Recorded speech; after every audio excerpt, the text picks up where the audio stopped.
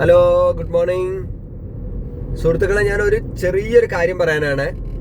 അതായത് ഒന്നുമല്ല, ഞാൻ MVDന്റെ ഒരു വിവരണം കേട്ടിട്ട് അത് വളരെ സിമ്പിളായിട്ട് നിങ്ങൾക്ക് പറഞ്ഞു തരികയാണ്, അറിയാത്തവർക്ക് വേണ്ടിയിട്ട് കേട്ടോ. ഇപ്പൊ നമ്മൾ 6 വരി പാതയിലാണ് ഉള്ളത്.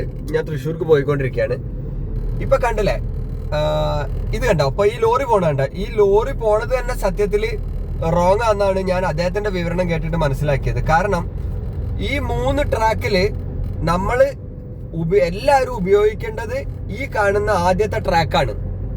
ഓക്കെ, ഈ ട്രാക്കിൽ നമുക്ക് കടന്നു പോകാൻ പറ്റാത്ത രീതിയിൽ ഹെവി വാഹനങ്ങൾ ഉണ്ടെങ്കിൽ മാത്രം നമ്മൾ രണ്ടാമത്തെ ട്രാക്കിലേക്ക് ഇൻഡിക്കേറ്റർ ഇട്ടിട്ട് മാറുക.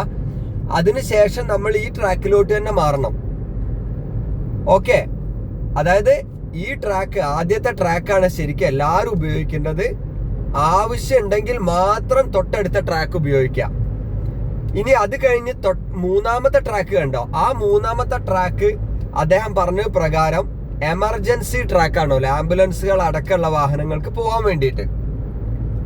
അതായത് നമ്മൾക്ക് ഒന്നാമത്തെ ട്രാക്കിൽ ഹെവി വെഹിക്കിൾസ് ഒക്കെ ഉണ്ടെങ്കിൽ, അത്യാവശ്യമാണെങ്കിൽ നമ്മൾ രണ്ടാമത്തെ ട്രാക്കിലേക്ക് മാറുക.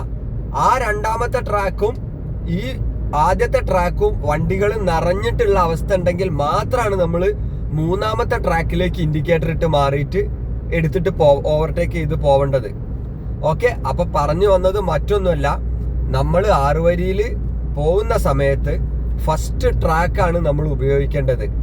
ആവശ്യങ്ങൾ ഉണ്ടെങ്കിൽ മാത്രമേ, അത്യാവശ്യം ഉണ്ടെങ്കിൽ മാത്രമേ സെക്കൻഡ് ട്രാക്കും തേർഡ് ട്രാക്കും നമ്മൾ ഉപയോഗിക്കാൻ പാടുള്ളൂ എന്ന് സാരം. Okay, thank you.